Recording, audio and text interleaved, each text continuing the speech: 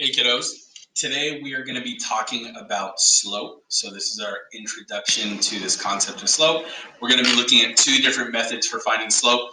The first method is going to be looking at a graph, graphing 2 points, connecting those points with a line, and then determining what the slope is using rise and run.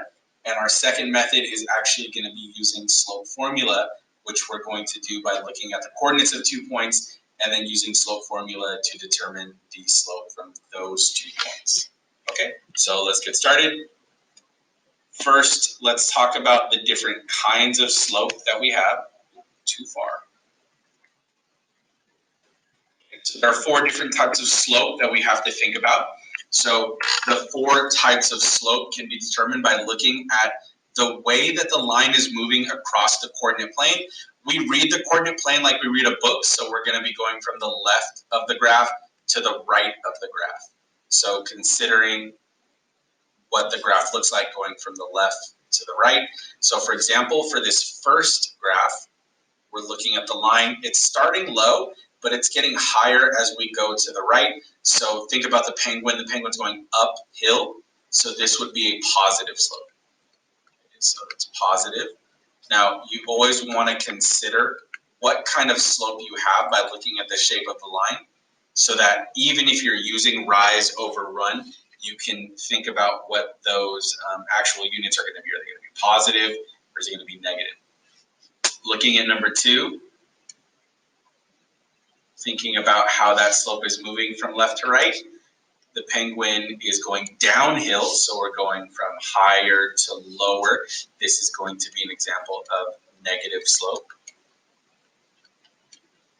Looks like my pencil is being very slow today. Okay, there we go. Sorry for the bad handwriting. Looks like it's just not really good internet right now. Okay, looking at number 3, thinking about this penguin going from left to right, you can see that this seems to be a very flat surface. It's unchanging. The line is not getting higher or lower. It's just a flat, straight across. So this is an example of zero slope. That's when the slope is not changing. So no change there. Okay. And then our last one, going from this time not left to right, okay, because there is no change going left to right. Look at the shape of this line. It's going straight down. Okay, think about this as like the ground opening up and the penguin's just kind of falling straight down into a pit or something like that. The ground is not there anymore. So this is what we call undefined, and we can shorten that using UND. And that is called undefined slope. Okay, so those are our 4 types of slope. Those are the 4 things we have to consider when we're looking at the shape of a linear equation, the shape of a line after we graph it. So let's apply this. Okay. To find slope, we have to consider what is known as rise over run. We're looking at the changing in the steepness of the line. So it's basically like, how is the line changing when you look at the y values? That's your rise. So remember, rise would be up and down. Okay, in ratio to how it's changing from left to right, that's your run. So basically, we're looking at the changes in y values over the changes in x values. And that is going to represent the slope of our given line.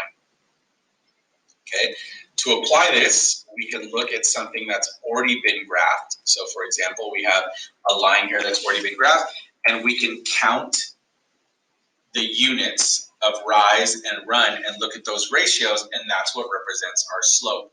So for example, between these 2 points, we can call them point 1 and point 2. If I were to look at the ratio of rise, which means I go up 2, and run, I'm going right 3, then that would give me a slope of 2/3. Okay. Now, for the graph to actually be linear, that slope has to remain consistent. So let's make sure that it does. Okay, going now, we'll call this point 3. Okay, going from 2 to 3, I go up 2, and I go over 3. Same slope. even if I did a big jump, like let's say I went straight from point point 1 to point 3, I would go over 6 units and I would go up 4 units. So that would be 4 over 6, which would also reduce to 2/3. So no matter where I'm going on this line from point to point, the slope is always going to remain consistent. It will be 2/3. Okay. Now, for our first set of examples, what we're going to do is we're going to graph a couple points, and then we're going to count rise over run. So again, this is an example of finding slope by counting rise over run. This is what you would use if you were given a graph and a set of points. Okay, so our first example, pretty straightforward. I have my points 0, 0, and 5, 4. So I'm going to graph those 2 points. So my first point, 0, 0. And then my second point, 5, 4, I go right 5, and I would go up 4. Okay, now if I connect those with a line, that'll make it easier for me to be able to see.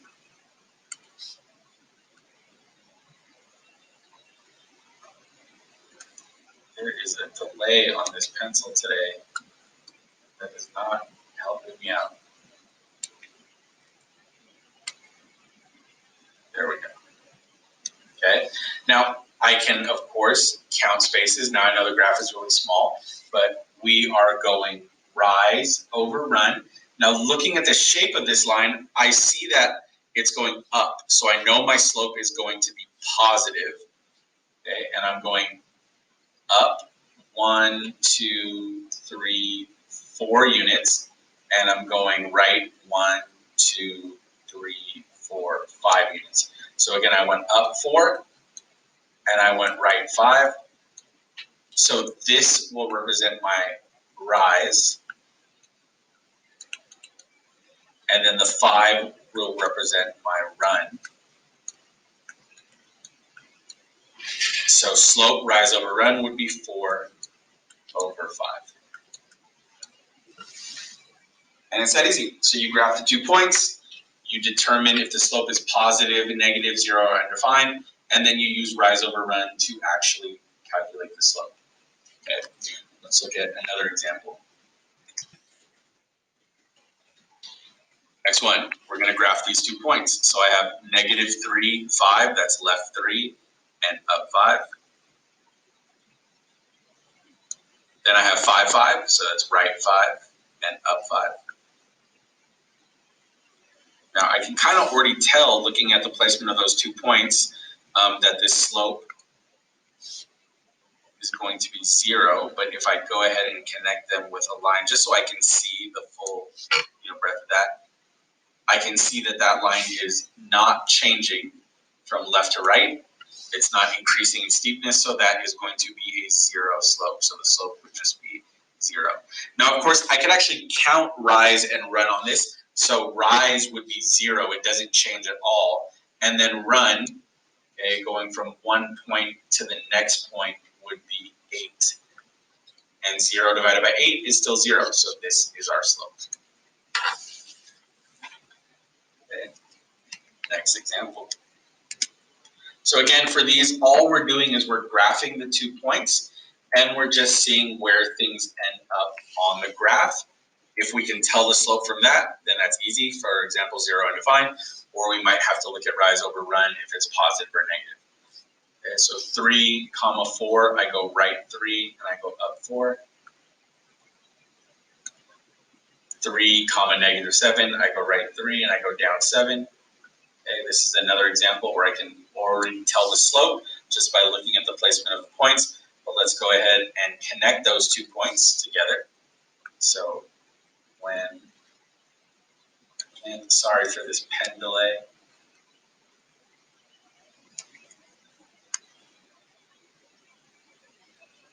Okay, when I connect those 2 points, I can definitely tell that that line is just going straight up and down. So that is going to be an example of undefined slope. So U and D. Okay. Now again, the reason it's undefined is because if you think about rise and run, the rise, okay, is going to be from -7 to 4, so that's going to be a rise of 11. But the run, it doesn't change going left to right, so that's going to be 0. So we're dividing by 0, which we know is not allowed, and so that's why we say the slope is undefined. Okay, now one more example like this. So for this one, same thing, we're going to graph the 2 points, and then we are going to use those 2 points to find slope. So we have -6,5, so that's 6 to the left, and then up 5. And then we have -1,1, so 1 to the left, and up 1. Okay, now I can connect those 2 points with a line.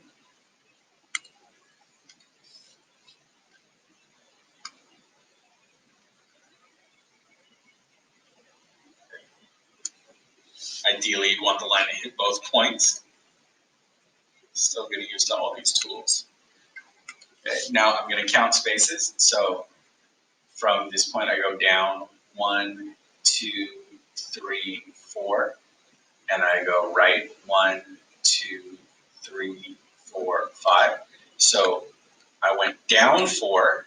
So we can think about that as a decrease in 4, -4, and I went right 5. Now think about it. Looking at the line is going down. So that's an example of negative slope. So that makes sense that the slope is -4 over 5. Okay. Now for all these examples, we have had a graph provided to us. So in order to find slope without a graph, we have to use what's called slope formula. Now slope formula is not difficult at all to use. It's just a formula that you do probably have to memorize. You should memorize this. It's not that difficult. So y2 minus y1 over x2 minus x1. And again, this is just talking about the change in x and the change in y. So giving it some context, this would be if you were given 2 points. So your first point, for example, would be x comma y. And because it's your first point, we would have subscripts of 1, 1. And then we have a second point, which would be x, y as well. But because it's our second point, we would have subscripts of 2 and 2. Okay.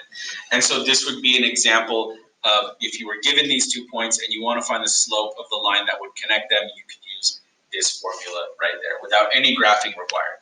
Okay, so that's what we're going to do. First example, we have these 2 points. What I like to do whenever I do an example like this is I like to write out my formula so that I know I have it right there in front of me, y2 minus y1 divided by x2 minus x1. Remember that your change in y's would represent your rise, and your change in x's would represent your run. So it's technically the same thing. It's just now written out as a formula. Instead of thinking it rise over run, we're looking at the change in y over the change in x.